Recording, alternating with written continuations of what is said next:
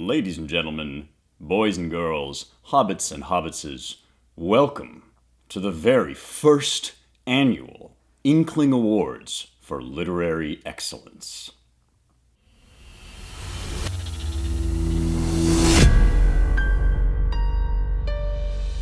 Okay, let's get one thing out of the way right up front. I do not own the term Inkling. This is just a fun thing that I am doing. Please don't sue me. I have no idea what the copyright laws are around this, so we're really doing it live here. But I've been thinking the end of the year is coming up. Things are kind of winding down. It's the season of Advent, which if you're not already, you should be Advent maxing. You should be in quiet contemplation, serene, hopeful, thoughtful kind of a season vibes going on all the way through December until the 25th, which is the beginning, not the end of Christmas. Christmas is 12 days long. The season as a whole is 40 days long. So you've got lots of fun celebration coming up. But right now we're kind of in a hibernation mode, or at least I am. I've had a huge year. I'm feeling very much ready to nest, to sleep on end for hours and hours, and to take stock and think about the year that's gone past. I have not yet seen the movie The Return, which we've all been very excited about here in the world of Young Heretics. I'm going to go to it soon, and I'll get a review up on the channel by the time the year is out to let you guys know what I thought of that after all of our journeys with Odysseus this year and the Homeric poems. But I haven't gotten to that yet. There have been a lot of movies coming out. I, of course, had to go see Wicked. The theater kid in me required a trip to that movie, which has been like 10 years in the making or something. And you know what? It's really good. The press tour for it has been weird and extremely woke, but the actual movie itself is a really terrific adaptation of what was great about the stage show. So if you liked the musical, you'll love it. If you didn't like the musical, which I could totally understand, you won't like it. But I had to go see Wicked. I had to go see Gladiator 2, of course. Wrote a review of that for the Washington Examiner. Return is up next, so I will get around to that, but I haven't yet. And there's one other thing I thought it would be really fun to do round about this time, the end of the year, and that is to give out my end of the year awards for best books that I have read this year. It seems like an obvious thing we should be doing at Young Heretics, is talking about the best books of the year, the things that have really stuck with me, the things that have shaped my life over the course of this very turbulent 12 months. And so I am instituting what will hopefully become an annual tradition, the Inkling Awards for Excellence in Literature, named, of course, after the great band of nonfiction and fiction writers from Oxford, England in the middle of the 20th century. C.S. Lewis, J.R.R. Tolkien, Owen Barfield, guys we mention all the time on the show, contributors to the great traditions of the West, and therefore, I think, fitting namesakes for this tradition.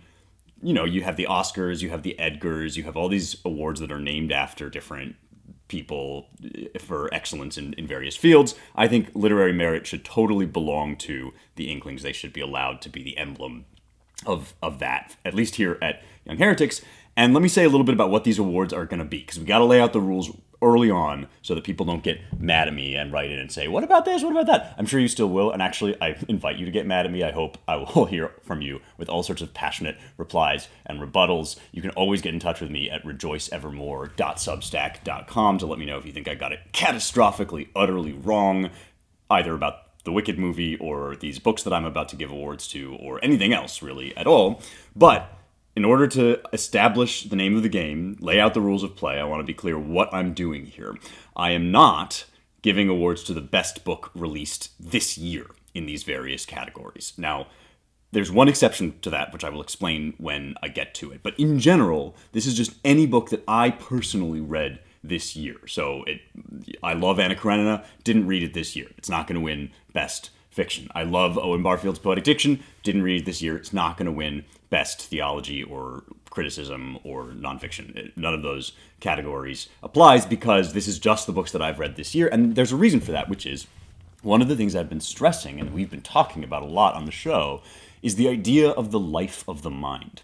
Now, the life of the mind is a very important phrase to me because the first word, life, suggests that when you're reading, when you're thinking, when you're talking about philosophy, when you're sitting around with friends, smoking cigars and discussing the big questions of the world, be they political or theological or whatever, this is not something you tick off a box. It's not like, oh, I got my quota in for today. and now I don't have to do this anymore. Or I read these 10 books, and now I'm educated in Western culture or whatever. This is not like a homework assignment. This is a way of life. And so when people ask, how do I get started? How do I get into reading? How do I get my kids into the classics? What I always say is resist the temptation to write up a list for yourself of the 10 great books in Western literature. There are lots of great lists like that out there, and I've mentioned some of them before, and you can refer to them. But really, if you're thinking about your kids or you're thinking about yourself and you're asking, how do I connect with the great minds of the past? The answer is to cultivate a practice, a habit, what Aristotle might have called a hexis, a disposition or a way of being. And that means repetition. This is something that is best done not in one giant chunk all at once, but through a few regular practices. I've talked before about setting aside 30 minutes in the morning to read something, anything that just sustains your attention, that isn't your phone, that is an actual book. I've talked about getting together with friends to discuss things, right? These are rituals that you can start to establish. And that's how the life of the mind is going to be more rewarding. This is not like, I'm not telling you this because I think it's morally better for you to do this or something, like you're a bad person if you don't. I'm just saying you want to know how to enrich your life with words and with literature and with thoughts. The way to do it is through gradual daily practice. And so for me, when I start out the year, I have a few books that I know I want to read, but I don't write myself up a list of the books that I must read because I'm going to just keep reading until the year ends and through the end of the year. It's just something that becomes natural to me, like breathing. One of the concepts that's most useful here is the concept of second nature. When you develop a habit, be it going to the gym, be it reading books, be it a date night with your spouse, whatever, that becomes almost like a new nature. You have your regular nature. You're born into the world. Maybe you tend to be very anxious, or you tend to be very slothful or whatever, or you have good things in your nature, like you have a lot of intellectual gifts, or you're very good at sports or whatever. But then as you practice things, the things that you practice get ingrained into your habits. And when they're really deeply there, they're almost like additions to your nature. So you're not stuck with the genetic outlay that you got at your birth. You actually can add to this, and you can enrich yourself, and you can develop new habits that become like a second nature. And so I'm a big advocate on this show for cultivating that second nature when it comes to the life of the mind. And I'm always trying to do this myself. I'm always trying to spend more time with a book, less time on my phone. I'm always trying to develop structures and strategies and habits and practices that cause that to happen. And so that is why I'm not giving these awards out to like the best books ever in these categories or the best books that came out this year in these categories. I'm reflecting on my own life this year and how my year of personal life has intersected with a year of reading, and that's been part of my life is the books that I've read. And so I'm picking out from that very personal experience what has most nourished me, what has been particularly powerful, what I think I will carry with me as a part of my soul going forward. So if there's something that you really like that you read this year that doesn't get an award, that's one reason why I really want to know about it, because the joy of the life of the mind is that it can be shared. Unlike these lists that you make for yourself, right? That's just a static thing. But a life is dynamic, and it's shared with other people, and it's best carried on in communion and conversation. But this is my show, so these are my awards, and these are the awards I'm giving out. I'm going to do a few different categories. We'll start with nonfiction. I'll say the best nonfiction book and some runners-up that I read this year, best literary criticism that I read this year, and this category will really, going forward, will really just be criticism in general, which is kind of a lost art a little bit right now. We'll do best fiction, we'll do best theology, and as a bonus category at the end, we'll do the worst book I read this year, which is actually pretty fun and will be instructive. It's always good to have negative examples in your life too. So here we go. We're cutting the ribbon, we're smashing the champagne bottle against the side of the ship, and we're launching off on the first annual Inkling Awards for Excellence in Literature 2024. Maybe someday down the line we can do like the Oscars and we can have different presenters for each category, but this time around you're stuck with me, and the first category up is Best Nonfiction. I would say most books that I read most years are nonfiction. This is part of my work, and it also seems more important to me as the years go by. When I was a kid, read fiction all the time. Still love fiction. Still am really excited when new novels come out that people seem to enjoy. Still read things like the Times Literary Supplement, the London Review of Books, and places where they review new fiction. But maybe it's just that as you grow older, life becomes so much richer and more vivid, and your experience piles up. The real world starts to feel more interesting than any imaginary world. And even imaginary worlds start to feel exciting, not because they're imaginary, but because they reveal something true about the real world. And so I'm really feeling now like history and life, an actual human experience, is somehow vivid and narrative and thrilling and enthralling in a way that fiction used to be for me. So maybe this is just me starting to become an old man. I've always been kind of an old man at heart. But be that as it may, we're starting off with nonfiction, and that's really where my life kind of lives, or is centered around this area of kind of nonfiction stuff, history and politics and that sort of thing. So I'm going to do a few runners-up because it's impossible just to choose one thing. And the one major runner-up that I started the year with, I always start the year with a big doorstopper because I'm energized, it's January, and I read some big book. This year it was Anthony Caldella's The New Roman Empire, this massive history of the Byzantine Empire is what it's typically called. One of Caldella's arguments is that what this really was a continuation of the Western Roman Empire as it moved its center of gravity to Constantinople, that is Istanbul now, and he tells this 1,000-year story of the East, which is something I think people are becoming newly interested in. The Byzantine period got kind of short shrift during the Enlightenment and some bygone eras, but now as we're starting to get more interested in mysticism and recovering that sense of enchantment that people talk about, people are getting more interested in the East. This was a very timely history. It was exceptionally well done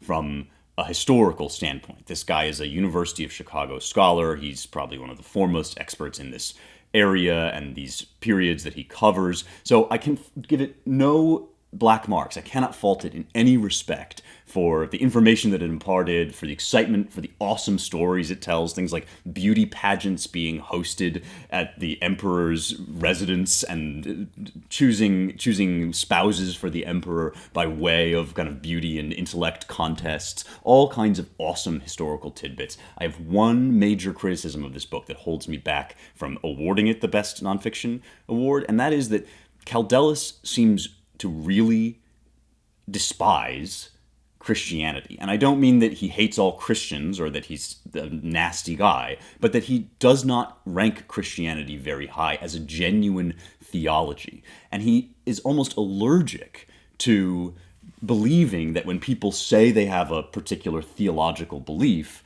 that that's the belief that they have, and that's why they're fighting and dying for it. So he's constantly explaining all of these church conflicts in this book, the Council of Chalcedon, all of these big kind of theological crises that it took place largely in the Eastern Roman Empire. He's constantly explaining them by way of politics, by way of personal relationships, by way of all these other factors, which were definitely at play. It's like the one thing that he can't imagine is that people actually just believed in the divinity of Christ, and they thought that it was important to defend that against other minor variations. And so he's basically constantly explaining these councils by way of everything except for theology. And I thought that was an actual blind spot. I think this is a blind spot that has afflicted a lot of great thinkers in our time, that they can't enter truly into the theological mindset, the transcendent beliefs that people in the past really did have, and that marred the book for me. So that's why it's not getting the first spot, but still highly recommend The New Roman Empire if you're looking for a big, enriching history. Then, for sheer fun, this was not quite significant enough for me to count as like the best nonfiction book I read, but for sheer entertainment, you could do no better. You could not possibly do better than the Etymologicon and the Horologicon by Mark Forsyth. And I'm going to put links to all of these books in the description of this episode so you can click through there. I also keep a list of the books that I read all year using the very scientific method of the Notes app on my phone, and also the extra scientific method, the super duper scientific method of piling books up on the floor of my office as I read them. So literally when I decided to do this episode, I went upstairs and I just grabbed this giant pile of books and sorted through them. If you're interested in the whole list of everything I read this year, maybe I'll post it at Rejoice Evermore. Let me know if you'd like to see it, and I'll post it there. But I will link these books that are getting honorable mention or awards in the description of this episode. So, Etymologicon, Horologicon, by Mark Forsyth, who seems to be what my friend Mary Harrington calls a free-range nerd. That is, he's not associated with any particular university or school, kind of like me, right? I have access to some scholarly resources. I have JSTOR, I have the Vanderbilt Library near me, but I'm not, a professor at any particular college or university. And Forsyth is kind of the same way. He seems to spend a lot of time in the British Library, which is a fabulous resource in London, and he just paws through old dictionaries. So he's kind of an expert in obscure words that have fallen out of favor. So I learned, for instance, all these words about different kinds of eating practices that they had in 17th century England from this book. And he's an incredibly witty writer. This is just a laugh riot. He actually manages to make it funny while explaining some really great stuff about Indo-European and some basics of linguistics that you might also really enjoy. So Etymologicon and Horologicon. The Etymologicon is just kind of a list of obscure words. It takes the form of this circular journey. So it starts with one word, and then it links that word to another word, and then that word to another word until you get all the way back to the first word at the end of the book. Really well done. And then the Horologicon, this is like a book of the hours, is what that word means. And it tells you different funny, obscure words you can use for different things that you might do throughout the day, like grocery shopping. What is it called when they put that really attractive little tchotchke at the checkout counter at the grocery store? Well, you can find that out by reading the Horologicon and all sorts of other things that you've always thought, there should be a word for that. It's in these books. So, loved those. They were fun. They were incredibly fascinating. They were not great works of nonfiction, and Forsyth would be the first person, I think, to say that. And so the number one spot, the top award, goes at last to Albion's Seed by David Hackett Fisher. This is a classic. This is like a kind of sky is blue recommendation for people that like American history. I'm not telling you anything revolutionary or new about the fact that this is a good book, but this is a great book. It's big. It's like 900 pages long or something, and its subtitle is something like 4 British Folkways in America. In fact, I have it right here, so I will hold it up for the camera if you are watching at home. And yeah, here it is. David Hackett Fisher, 4 British Folkways in America, Albion's Seed. Albion is this mythical, I think he was a king that founded England in myth and legend. And so the idea of Albion's Seed is that before the American Revolution, so, 17th century and thereabouts, when people emigrated to the New World, most of the settlers that remained in Eastern America, as we obviously know, were British colonists. They came over, in many cases, fleeing religious persecution or troubles that were going on in English politics at the time. And this stuff we kind of learned, I think, in history class, maybe in high school or whatever. You learned about the Puritans or the Pilgrims, and you heard about maybe the Quakers that settled Pennsylvania and Delaware. All of that stuff is kind of 101 stuff. But what he does in here at great length, and it's really fascinating, is he says basically there were 4 distinct regions that traveled to the New World and settled America. There were the Pilgrims, the Puritans, who ended up kind of in Massachusetts and thereabouts. There were the Quakers, who ended up in Pennsylvania and Delaware. There were the Cavaliers, the kind of Anglican gentry, or often second sons of great houses, who ended up settling Virginia and what would become the South. And then there were the Scots-Irish frontiersmen who lived at the borderlands between England and Scotland, and some of them were also from Ireland, and they settled the backcountry, which is the kind of wild, it was at the time the Wild West, although it wasn't that far west. based on, compared to what would eventually go on. But these were all unique and distinctive forms of British culture. And within England, they had their own different types of living. They had their own denominations of Christianity. And the ethics and the politics and the architectural styles and the ideas about freedom that they brought with them were distinct from one another. And so, for instance, he says, the Puritans had this idea of ordered liberty, which we now have, which was mostly based on allowing people not to be free to do anything they want, but to set up the kind of ordered civilization that seemed best to them. And this is still a feature of like Presbyterian churches. A lot of that found its way into the American government and to the American idea of freedom. But there was also this Anglican idea in the South of kind of hierarchy and rank, right? And nobility, good manners, etiquette. There was the kind of libertarian impulse of the rough, warlike peoples of the Scottish borderlands who settled the backcountry. And each of these things, if you read about them, you'll start to see, oh yeah, this actually accounts for a lot of the disputes that we even now have about what does freedom mean. Does it mean freedom to do anything you want? Does it mean freedom to establish an ordered society? How do these things interact? And the tension between those things can produce conflict, but it also produces the kind of distinctive stew altogether of all these things that makes the American spirit. So it's an enormously powerful way of thinking about what this country is. And it's especially good because we tend to think of America as beginning with this year zero in 1776, and the revolution creates this country, and all of that is true, but it's only half the story. The other half of the story is that revolution and the spirit of it came from somewhere. It grew out of English ideals, English sensibilities, English common law even, and some of the ways that the founders interpreted things like Magna Carta and the Glorious Revolution, and all that history. It's not like it was taken forward unchanged into America, but it remains with us in America in all sorts of forms, right down to the different accents of the different regions. The Southern accent he kind of associates with this kind of southwestern part of England that the Cavaliers came from.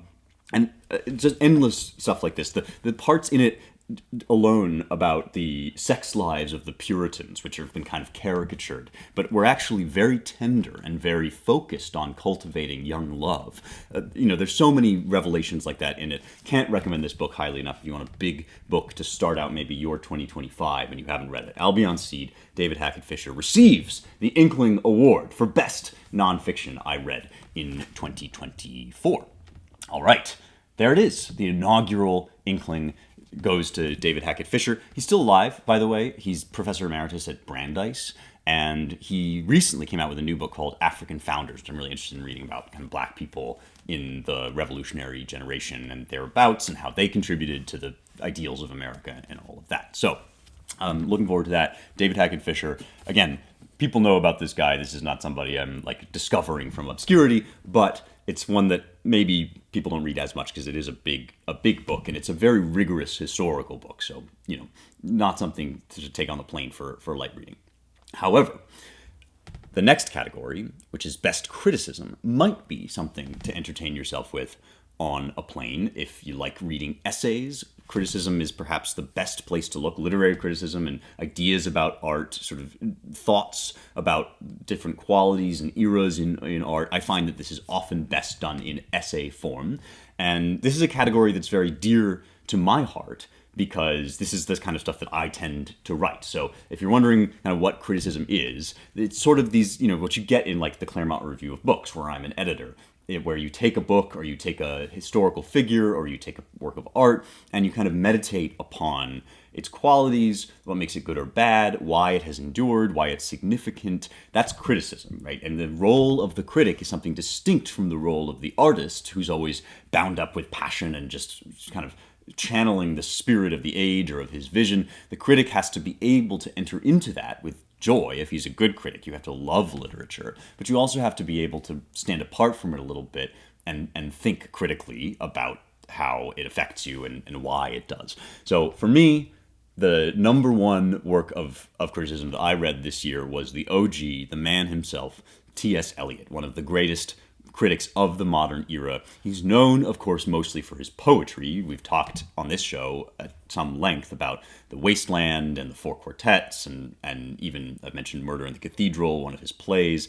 And those are great works of literature, but he was the rare artist who could also be a critic. And there is a collection of his essays on criticism that's called On Poetry and Poets. I have that here too, so I will hold it up if you are interested in checking it out. This is a masterclass. I really just loved reading through Eliot's reflections. The first half is kind of more general ideas about literature through the ages. And then the second half is a series of essays that he wrote on individual poets. There's one on Milton. There's a very, very famous one on Virgil called Virgil and the Christian World. This is, if you've read any criticism by Eliot, this is probably the one that you've read. I actually think it's only okay relative to some of the other stuff that he wrote. It's one of these big sweeping ideas about how Virgil's paganism matches up with the Christianity that was adjacent to him historically, and whether he was a proto-Christian, as Dante seems to have sort of thought, or what. It's a good essay, no question. But I think what Eliot is most interesting about is actually modernity, because he is, in some ways, the iconic modern poet in English. He is the poet that crystallizes that modernist spirit of fragmentation and decay, this sense that the wars have undone Europe. This is what The Wasteland is all about. And we are living, of course, in a modern or maybe even a postmodern world. So we tend to be very acquainted with the problems of modernity. And we think of modernity as just this position of loss and anguish and elegy and despair. And it is all of those things. I mean, genuinely, we have lived through, in the recent past, in the West, we have lived through a great period of disillusionment. But one of our major challenges is to figure out how to maintain the eternal verities, the virtues, the ideals that made the West, and how to rebuild them out of the rubble, what Eliot famously called "these fragments I have shored against my ruin." And what's great about Eliot is that, first of all, he converted in his lifetime to a very rigorous form of Anglican Christianity. And so he was not, like many other moderns, he was not totally hostile to high ideals, to Christianity, to the transcendent. In fact, he came to believe that it was the most important thing. And yet he preserved his honesty about the modern world and about the difficulties that modernity faces. And you can find that even in his Christian work, even in Four Quartets. You find a lot of dissolution, a lot of uncertainty, a lot of ambiguity, and yet still he feels that in that we can find that golden thread of continuity that might lead us forward into something better. And so what I love about these essays is that they are so honest in grappling with the ways in which old poetry has fallen out of favor, the ways in which it's no longer somehow possible to write the way that Shakespeare wrote, because we live in a different time, and yet something about what was essential in Shakespeare endures and can perhaps be recovered in the modern world. The essay on literary criticism itself is really terrific.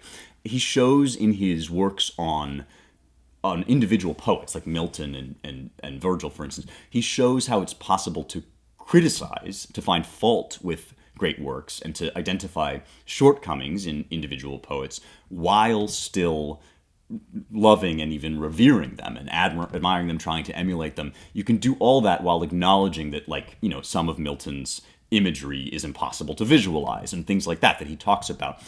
So that's really great. He has this wonderful idea in it that as cultures start to flower, as you reach the pinnacle of a certain form of art, you eventually get to somebody who so embodies the era, the period, that he actually kind of puts a button on it and closes it out. So, for instance, after Shakespeare, it becomes kind of impossible to write like Shakespeare, because Shakespeare has done most fully that form of drama. He has basically exhausted the possibilities of one kind of art, and he opens up all these new vistas. So he's great on, like, the transition from period to period. I want to read you just one passage about what criticism is, because it'll give you a sense of why I love this book. And it's in the essay on criticism itself, and criticism especially in the modern world.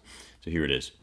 It's called The Frontiers of Criticism, and that gives you an idea of what he's talking about, this moment when criticism presses up against new territory, when something old is passing away and we're starting to break new ground, think new thoughts, and how do we do that? He says, in the modern world, we're very fond of criticism that explains the history of a poem, the origins of where something came from. We like to say, well, Shakespeare was living during the reign of Elizabeth, and then James took the throne and certain things changed, and that's why Shakespeare's later work reads this way or whatever. And that's useful, can be very helpful for understanding the context of a work of art, but Eliot says it's not actually the essence of criticism because it is an attempt to explain poetry with reference to something outside of poetry. And what you really need in poetry is to get the poem itself and to understand it on its own terms. So here's what he writes. He says, what matters most, let us say, in reading an ode of Sappho is not that I should imagine myself to be an island Greek of 2,500 years ago. What matters is the experience, which is the same for all human beings of different centuries and language capable of enjoying poetry. The spark which can leap across those 2,500 years. So the critic to whom I am most grateful is the one who can make me look at something I have never looked at before, or looked at only with eyes clouded by prejudice, set me face to face with it, and then leave me alone with it. From that point, I must rely on my own sensibility, intelligence, and capacity for wisdom. That is as good a description as anything I've ever read of what I am trying to do on this show. When I introduce you to Homer and I say, here's the history of it, here's the surrounding mythology, here's how you can understand the Greek better, here's how different translations capture this, I'm trying to get you to the point where what is essential in the poem, the spirit, the life, the experiences that are conveyed in it, that can be accessed by you, and you can sit with the poem and you can have your reaction to it. I think that's a wonderful summation of the role of the critic, and a lot of the essays in this book are useful in that way. So On Poetry and Poets, T.S. Eliot, collection of essays, the Inkling Award for criticism goes to. All right, now we move on to fiction. This was a really hard category for me to choose because, as I said before, novels are kind of my first love. They're the first thing most kids now, when they start reading stories. And stories are beautiful and wonderful, and they inform our sensibilities and expand our souls in all sorts of ways. And so I've always read a lot of novels. That's just always been the way that if I want light reading, it's usually going to be a novel. If I've read like an Albion Seed and I want to break from that and I want something just really fun, I'll turn to a novel. And I started to think about all the novels I'd read, and there were a ton that seemed like potentially worthy.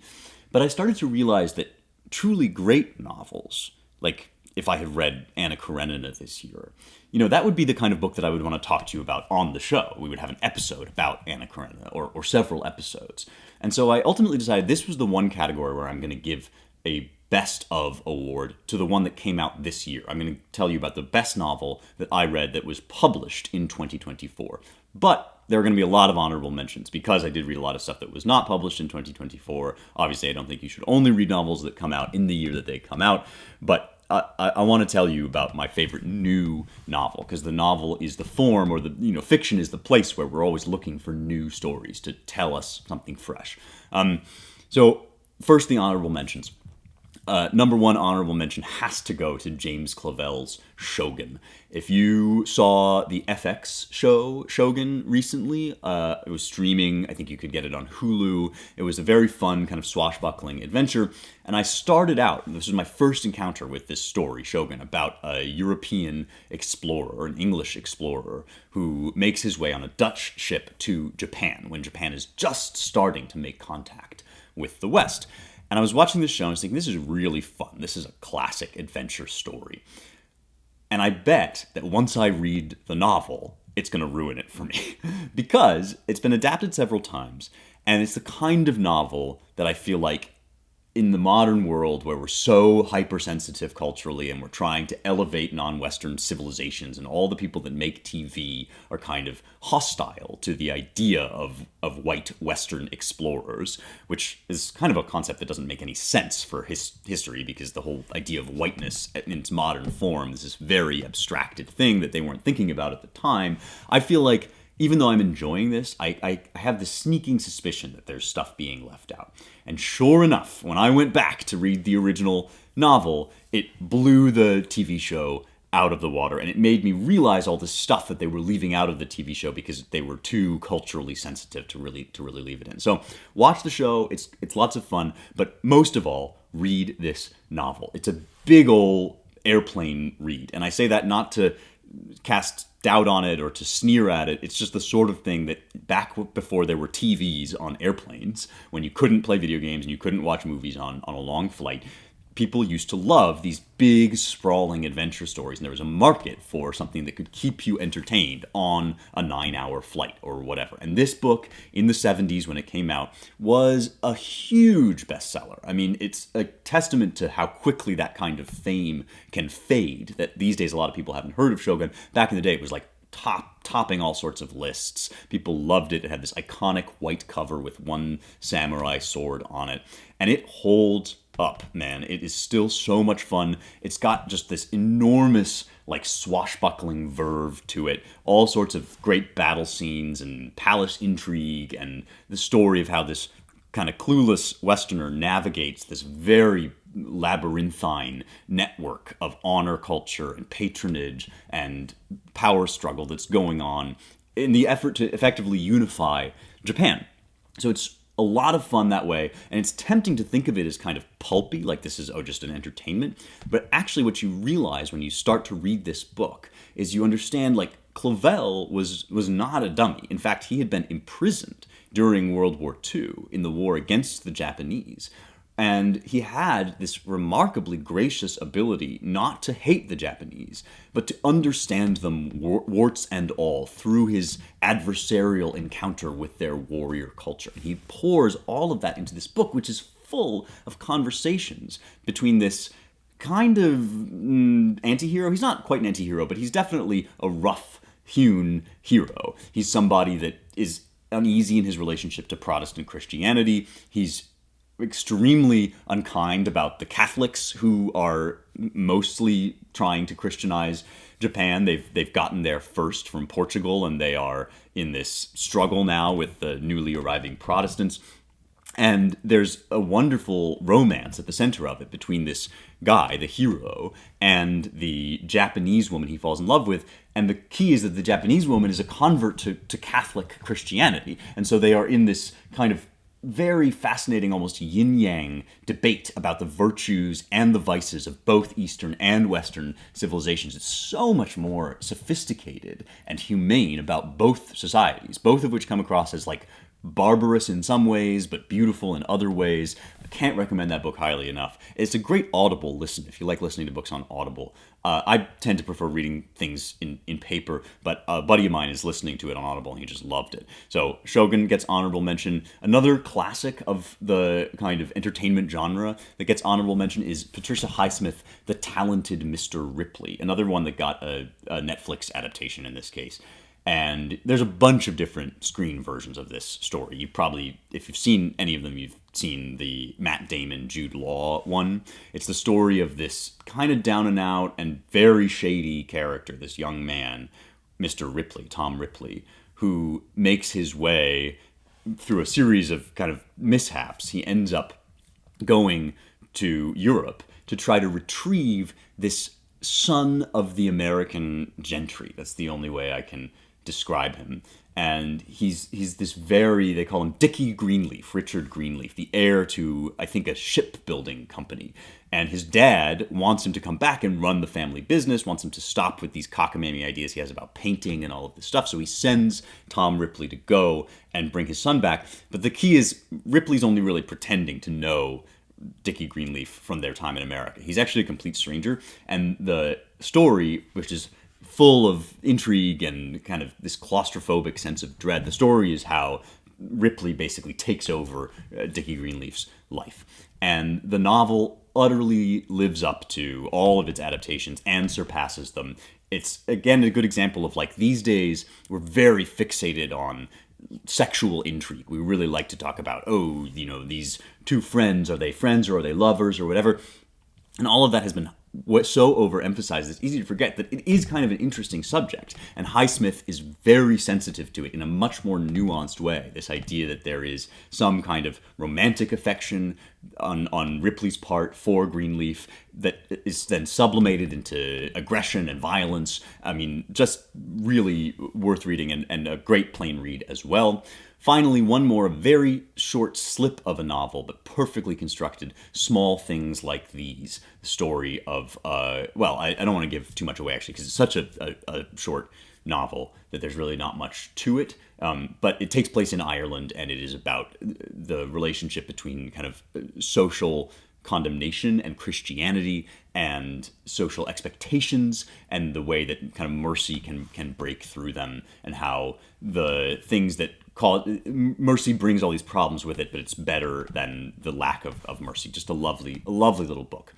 But the winner of the Inkling Award for Best Fiction goes to a novel published this year called How I Won a Nobel Prize. First-time novelist Julius Taranto.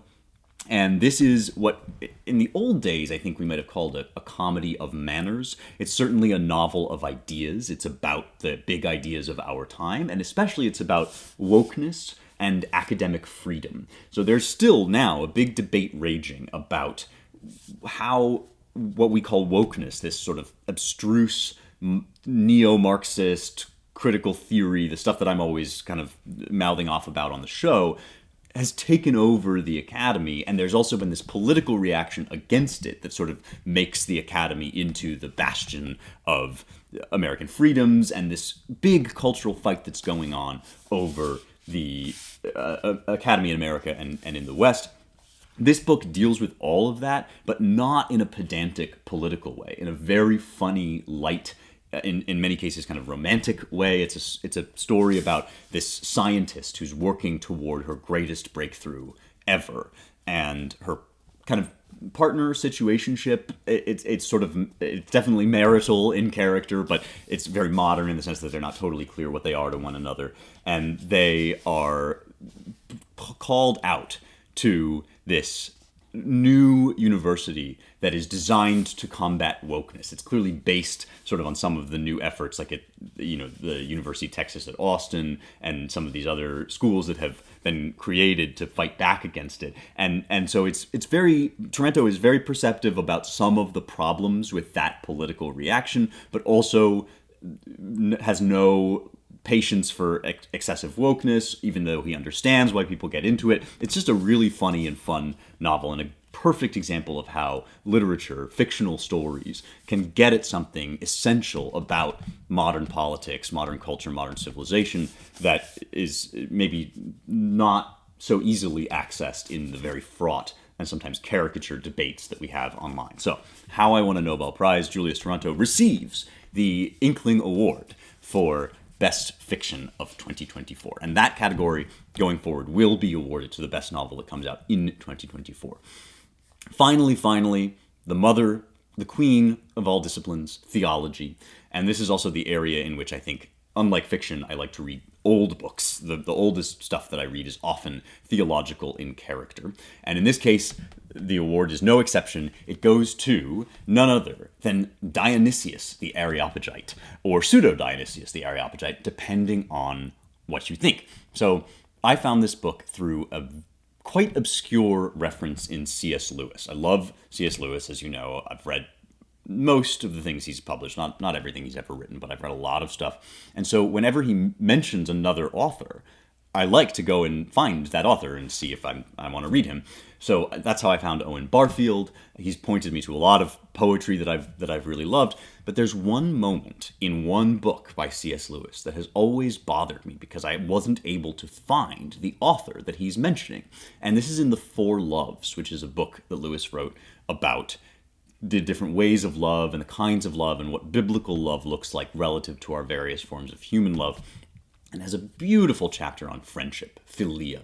And at the climax of this chapter, he makes these wonderful observations about how friendship expands our souls into new vistas of God. That our friends are not just people we like, but they're also people who draw parts of us out of ourselves that we didn't know before. And he says each soul uniquely sees the Godhead in its own way. Each soul has a private, personal relationship with God, and in love, in friendship, we're able to communicate our vision of God to one another, so that when you tell me about your experiences and your heart and your feelings, I see something of my own self in a new way. And so Lewis says when one friend dies in a group of friends, you don't just lose that friend, you lose all the other parts of the other friends that have been drawn out by this person. So it's a beautiful idea. And at the climax of it, he says, this is why one old author observes that the angels in Isaiah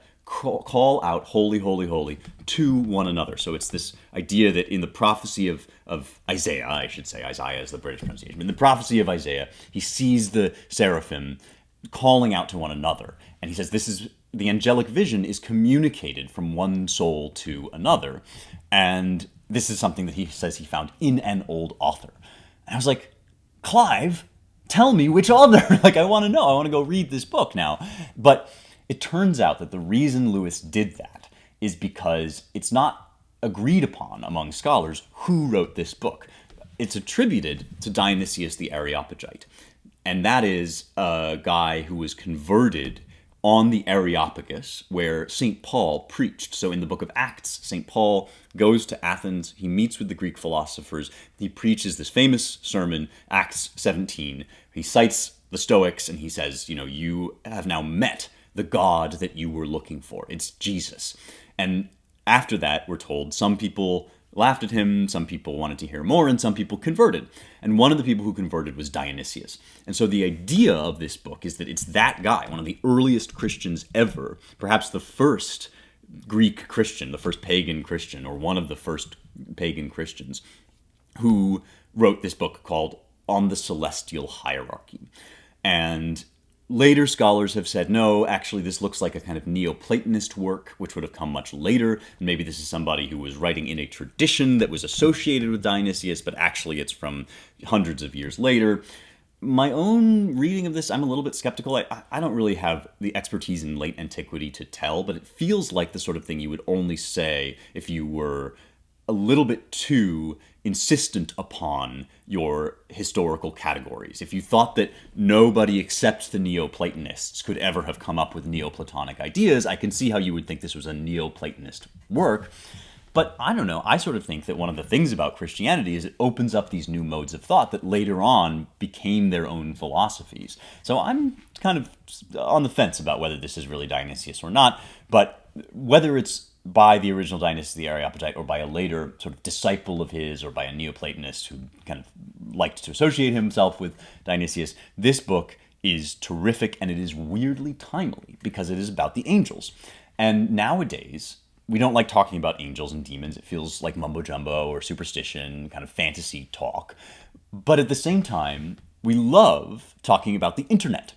And the internet is this place where all of these unseen forces, disembodied currents of thought, influence us. We go online and we see a meme, and the meme seems to be rippling through this network of other minds and taking on a life of its own.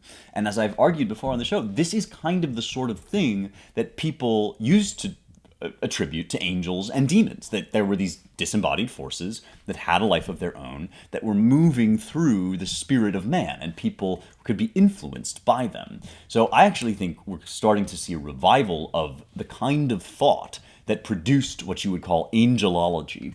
And so it pays us, I think, to go back and read the original angelology when people were much more frank about the idea that there were these other entities that we're in relationship with.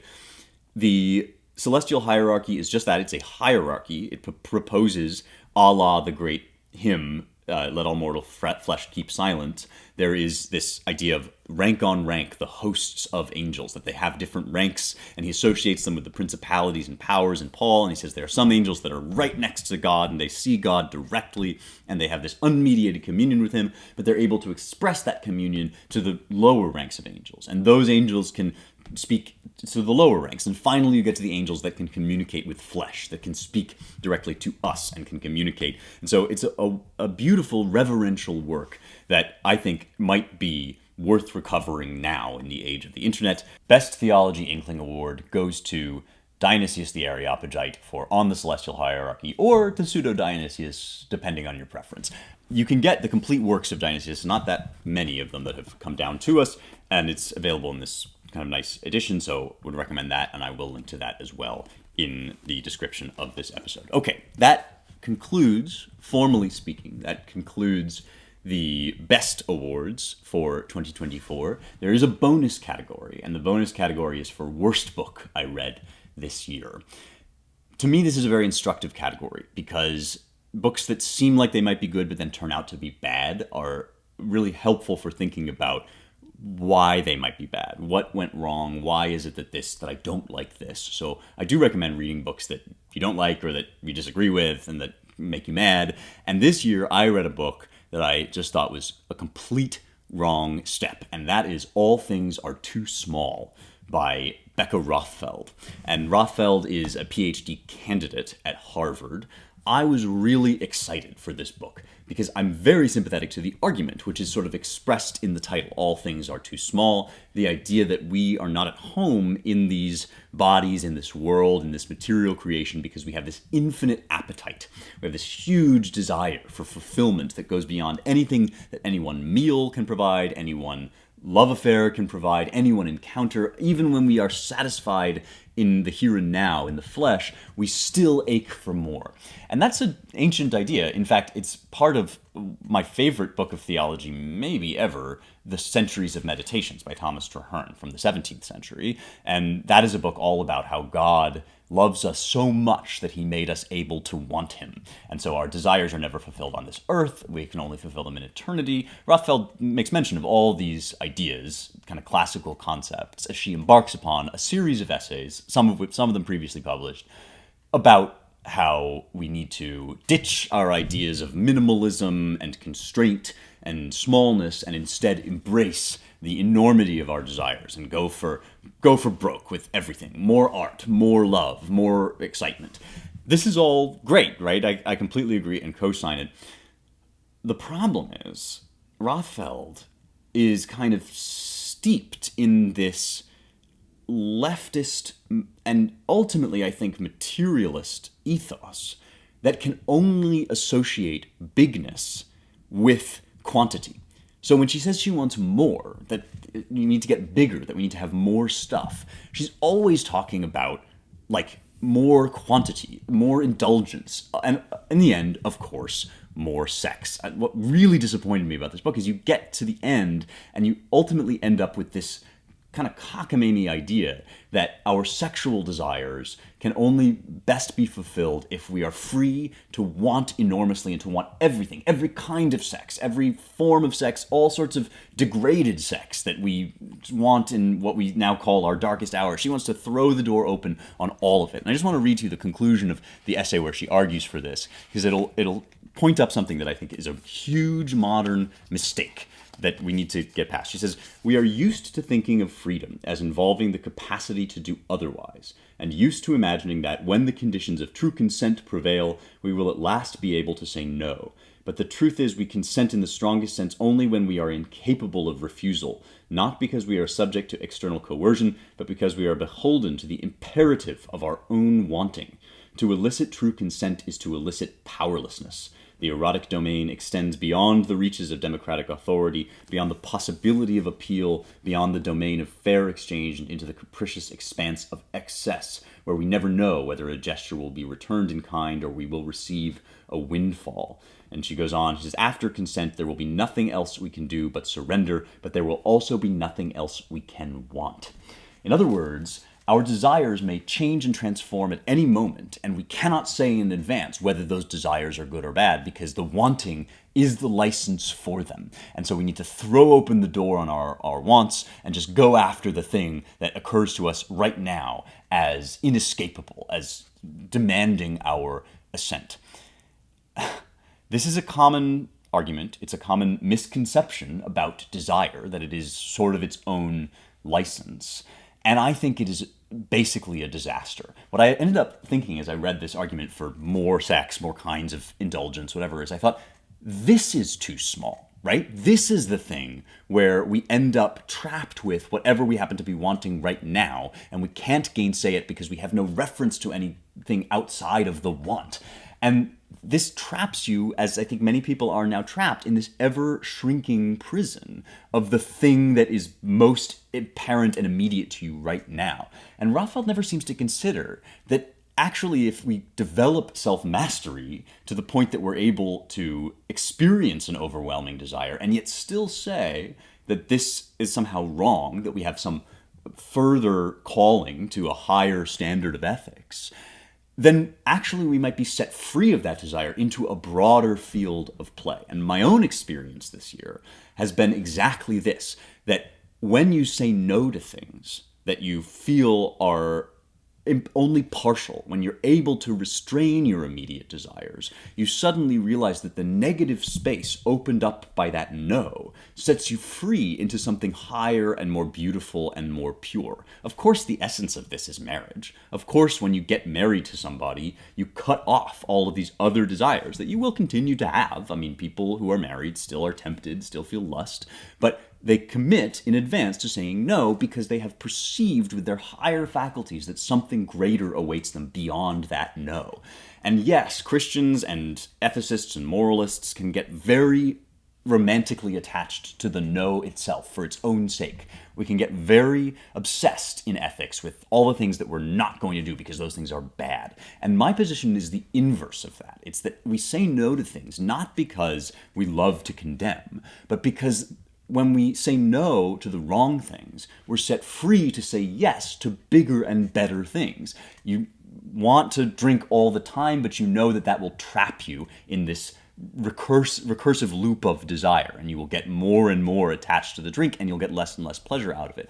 You say no to the drink most of the time, and then when you say yes to it, you get so much more delight out of it. You're so much more clear in your thoughts, and you get all these other benefits besides in the moments when you're not drinking. When you say no to alcohol at noon on a Friday, and instead say, I'm going to spend this time in contemplation, in prayer, in writing, in work, or whatever, suddenly you realize that no is a great liberator for yes. That yes requires no at the fringes, so that you can, in fact, allow your soul to expand out into that higher realm of eternity that we do all want, which Rothfeld is right about. So, All Things Are Too Small, worst book of the year, very disappointed in it, but still helpful, still good to read.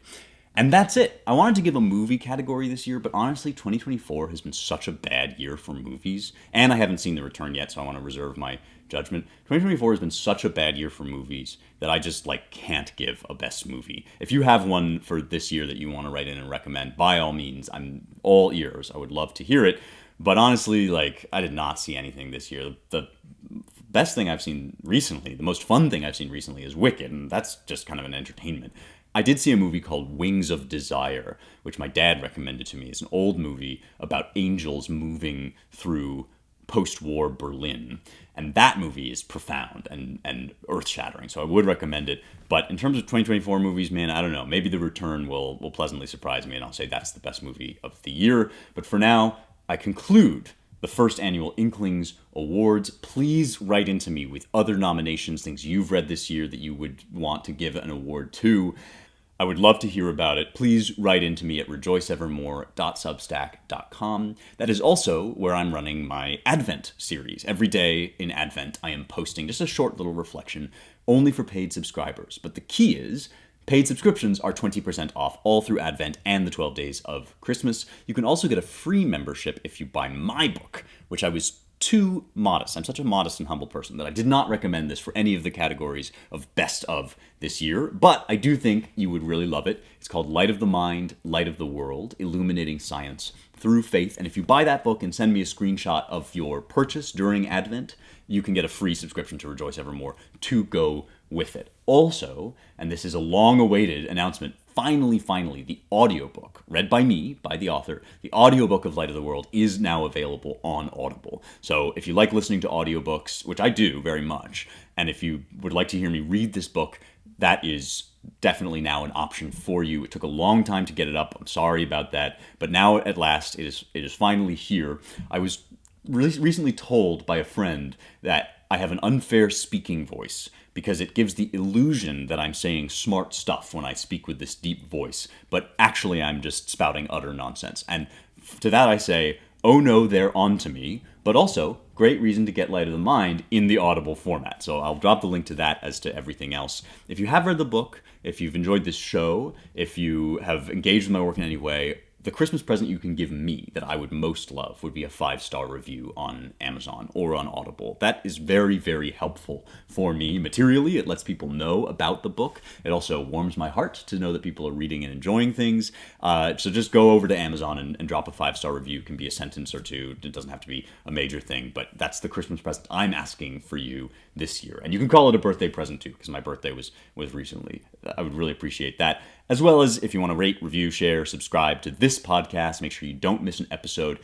Great stuff coming up in the new year. Next year, I'm going to be doing Virgil. I'm going to be talking about a lot of wonderful works of antiquity and of the West, and I will be doing them in series format, the kind of thing that we did for Homer. I'm going to be doing deep dives, book by book, into these works. And the format of the show may change a little bit. Stay tuned.